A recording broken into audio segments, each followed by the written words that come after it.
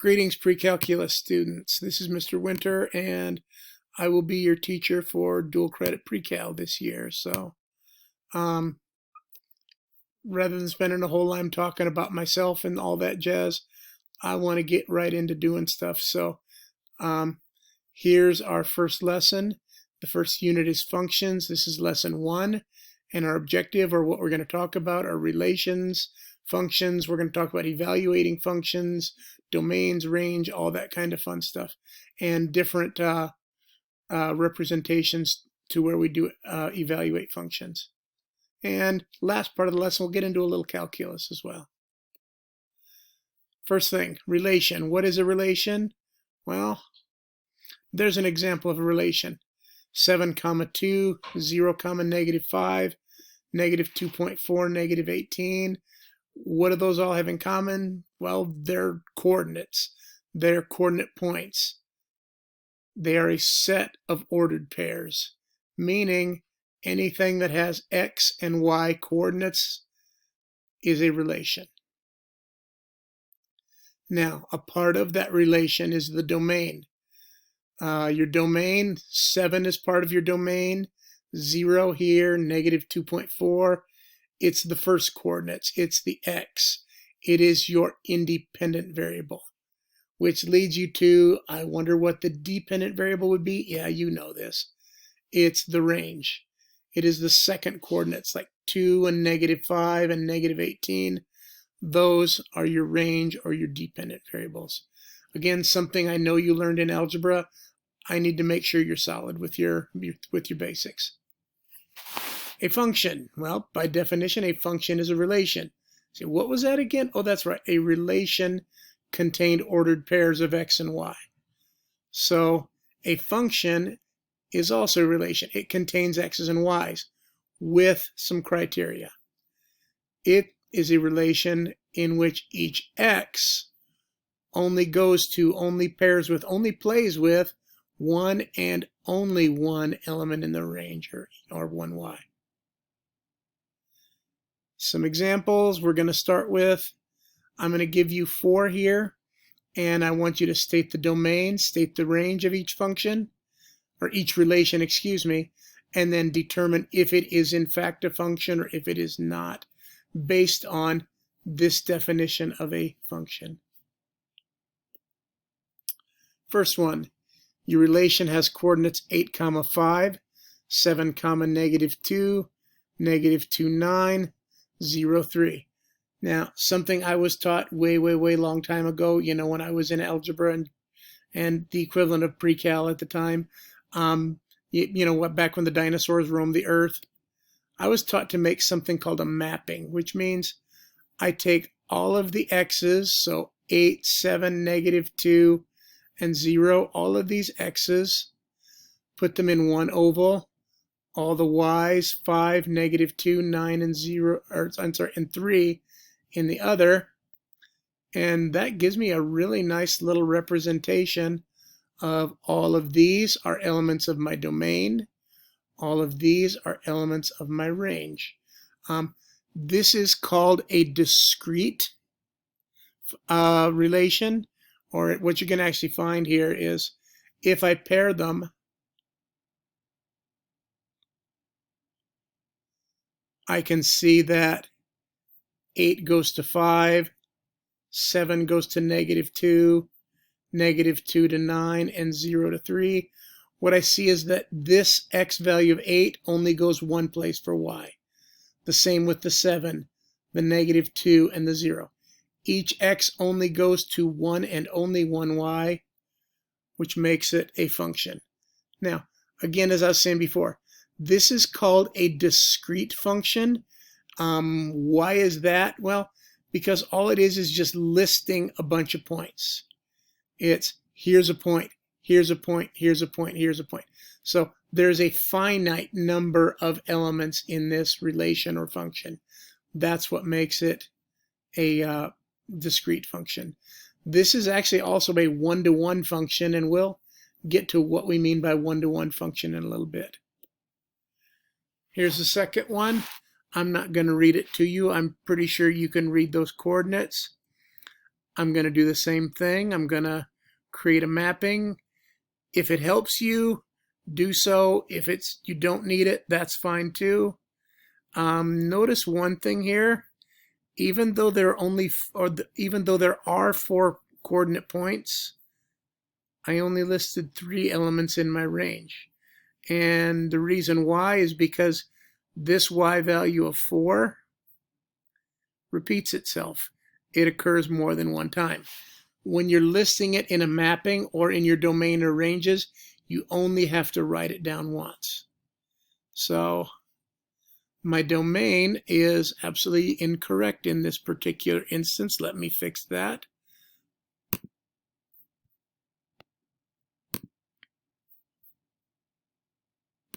Okay, let's try that again here.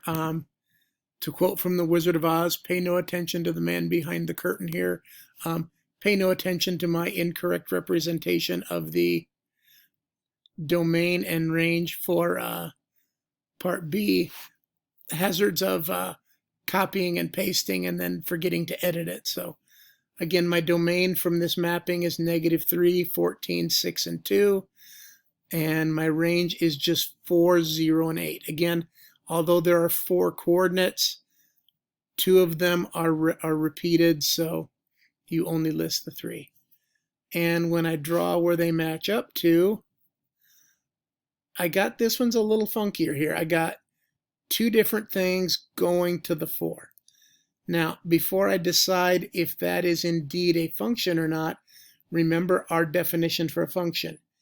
It is a relation, which we got. It's a set of ordered pairs or coordinate points where each x only goes to one y.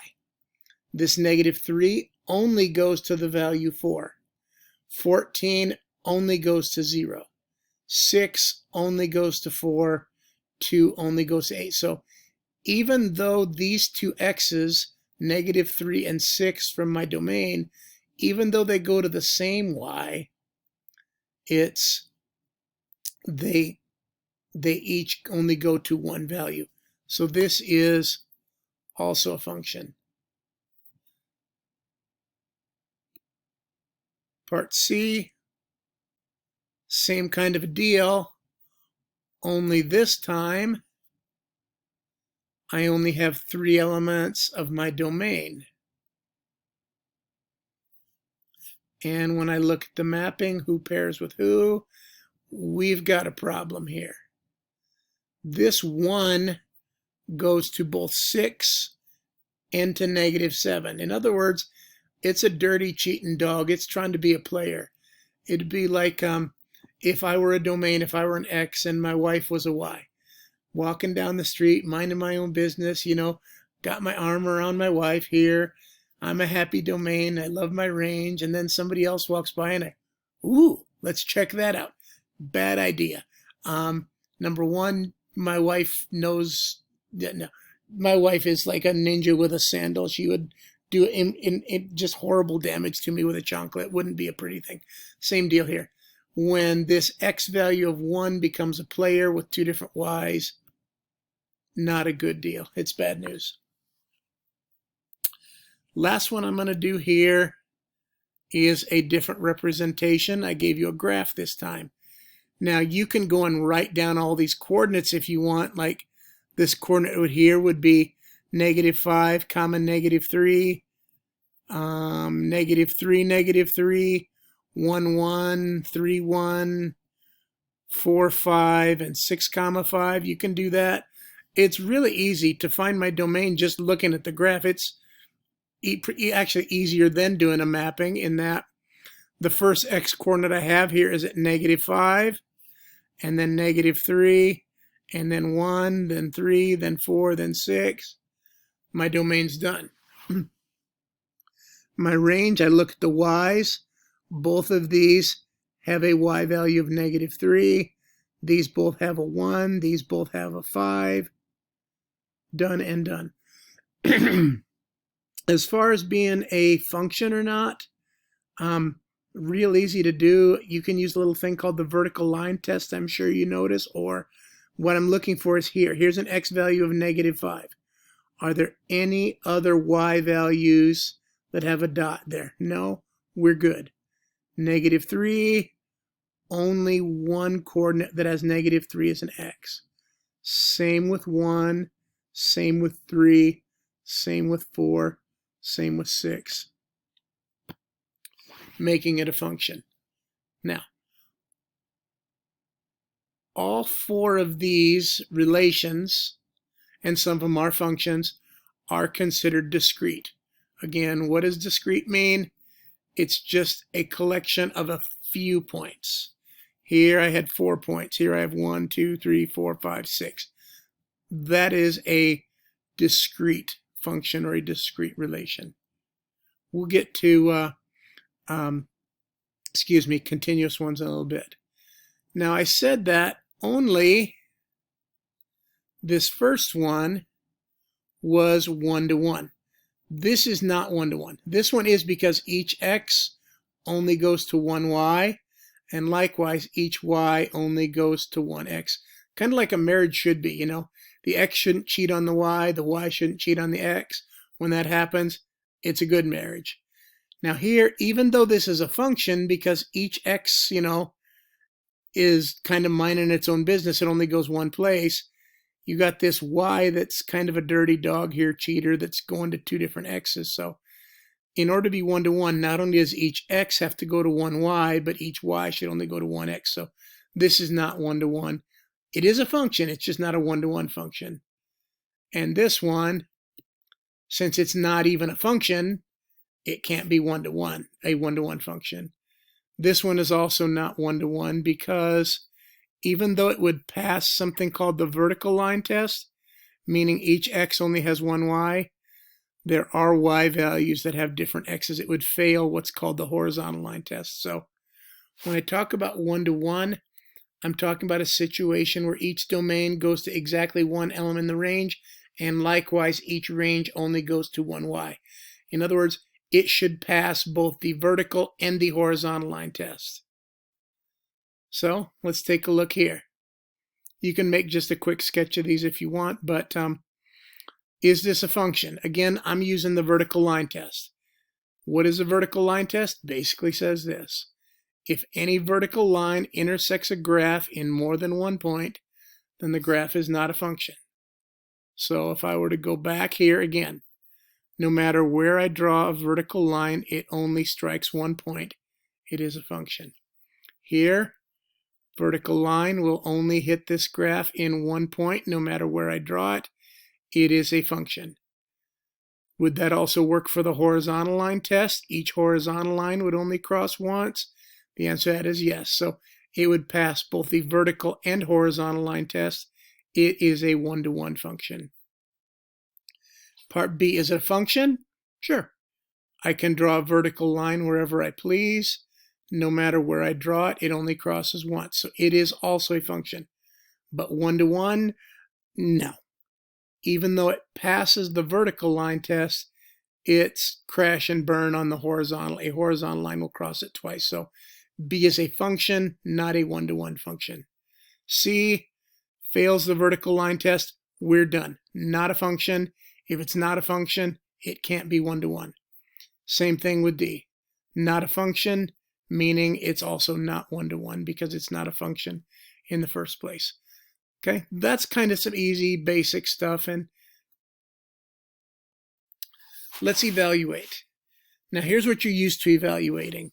In algebra, you'd be given an equation like f of x or g of x or y equals whatever it might be. And in this case, my function is x squared plus 7x minus 2, which is a parabola which would pass the vertical line test. I know it's a function. Now, to remember how to do this, how do I find g of 4? How do I find g of -5 and g of all this other garbage here? What do? I do direct substitution. If I'm looking for g of 4, everywhere I see an x, I'm going to replace it with a 4 in parentheses. So instead of x squared, I have parentheses 4 squared, plus 7 times parentheses 4 minus 2. 4 squared is not 8. You do not multiply them. 4 squared is 4 times 4. It is 16. 7 times 4 is 28 minus 2. 16 and and 28 makes 44 minus 2, 42. Real easy. So if I ask you to find g of negative 5, what are you going to do? Well, same thing. Direct substitution. I know this is something you know how to do, but understanding what I'm doing here will make your life a lot easier when we get to the creepier stuff. So I'm going to replace every x in this case with a negative 5. I'll let you see the math behind it. If you on a calculator just type in negative 5 squared without the parentheses, it will tell you that is negative 25. You must make sure that if you're squaring something that you put it in parentheses, and then the algebra behind this is kind of easy. G of square root of 3. I know that just by throwing square roots or weird stuff like that, it can absolutely freak people out and they just completely lose their mind. There's no need to. Understand what happens. G of 4, I plug in 4 for every x. G of negative 5, every x becomes a negative 5. G of root 3, every x becomes a root 3. So I get the square root of the square root of 3 squared plus 7 times root 3 minus 2. Now, something I'm a little picky about is I don't like bad math. You're probably taught that when you have a square root and a square, that they just cancel each other. That is not true. I repeat, when you have a square root and you square it, they don't simply cancel.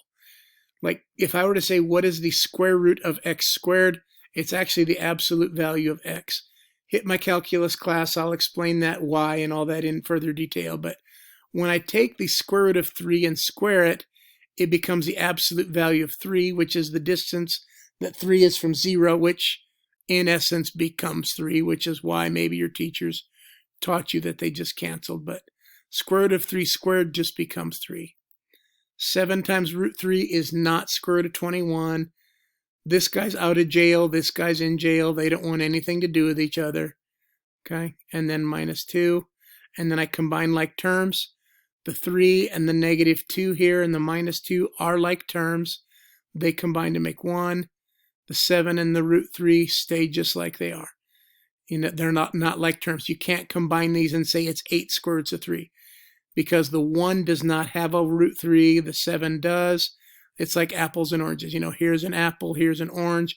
You don't combine an apple and an orange together and get a grapefruit. It just doesn't work. So that's pretty much as simplified as you can get for those.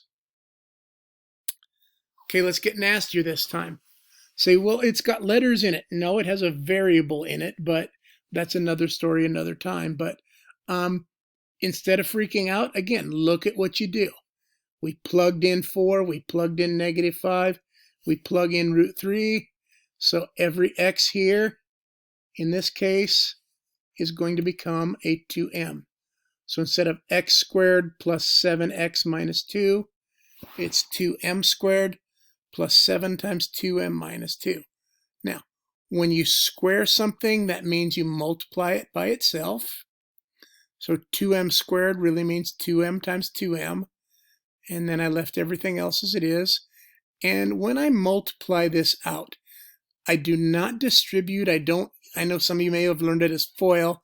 I'm not going to do that in this case because this 2m is just one term. It is a coefficient followed by a variable, separated by multiplication, meaning it's one thing.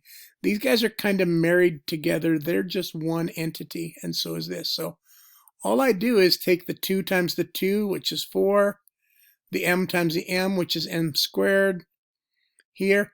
While I cannot add 7 plus 2m because they're not like terms, I can multiply them. 7 by 2 gives me 14, so 7 times 2m is 14m minus 2. Game over. There's no like terms. Again, apples, oranges, bananas, they're all different. Some have m's, some have m squares, some don't have any. They don't make grapefruits, okay? G of negative x, what do? I replace every x with a negative x. What happens when you square a negative? Well, it means I take a negative times a negative, and that makes a positive. So A negative x squared actually becomes a positive x squared. Positive 7 times negative x is negative 7x minus 2. Likewise, no like terms to speak of. We're done. And then there's this. So you say, okay, I know how that works. I'm going to go back to the very original, and instead of x squared plus 7x minus 2, I'm going to replace every x with x plus 5. And if you do that first step, you're good. If you do this second step, you're not good. That is wrong. Now, what's wrong about it? What I did in this example, and the reason I did this incorrectly is for this reason. A lot of people look at like, well, let's look up here. They see this 2m squared, and they just say, well, I'm just going to square the 2 and square the m, and I get 4m squared. And in this problem, you're correct. When I try to do that here, I just square the x and square the 5 and get x squared plus 25. No. Bad idea. It doesn't work like that. Again, 2m is a monomial. It is one term separated by multiplication. Here I have a binomial. I have two terms. One term is the x, the other term is the 5. They are not connected. They are not separated by multiplication. They're separated by addition. You must, here's a better way to work it out. You must take the x plus 5 squared, write it as x plus 5 times x plus 5. Yes, I'm very aware some of you can do this whole FOIL or distributive thing in your head. If so, great. I can do it too. It's not that hard, but you do need to understand that when I have a binomial squared, you don't just square each term. You do have to FOIL or distribute it. And when I FOIL it, I get x times x makes an x squared. X times 5 is a 5x. 5 times x is 5x. 5 times 5 is 25. And then I already distributed the 7 in. And then it just becomes combining like terms. I have 1x squared, so that's good. 5x, 5x, and 7x, so 5 and 5 is 10, plus 7, that's 17x. And then my next collection of like terms is 25 and 35, which makes 60, minus 2 is 58. So the punchline here is that g of x plus 5 is x squared plus 17x plus 58. Okay, I'm going to go ahead and stop the video for now. And I wanted you to just get through some real basic stuff. How do you evaluate using equations? Next video, part 2, we're going to talk about how do I evaluate, like finding f of whatever from a graph. And it's not too hard. Even I can do it. So we'll talk about that in part 2. Thanks.